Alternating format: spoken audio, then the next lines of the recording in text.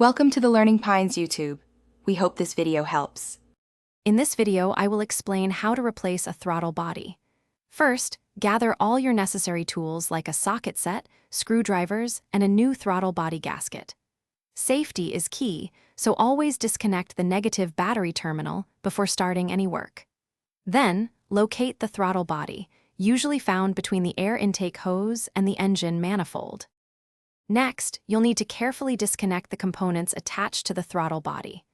Begin by loosening the clamp and removing the large air intake hose. Then, gently unplug any electrical connectors, being mindful of their locking tabs.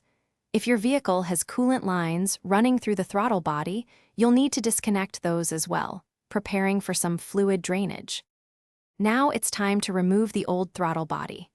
Use the appropriate socket, often a 10mm, to unbolt it from the intake manifold. Once removed, take a moment to thoroughly clean the mounting surface on the manifold, ensuring no old gasket material remains.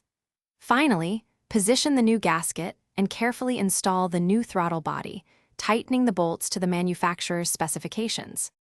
With the new throttle body in place, it's time for reassembly. Reconnect all the coolant lines, if applicable, and firmly plug in all electrical connectors. Reattach the air intake hose, ensuring the clamps are secure. Finally, reconnect the negative battery terminal. Start your vehicle and allow it to idle, checking for any issues or error codes. A test drive will confirm proper operation. Thanks for watching. Consider subscribing if we helped you.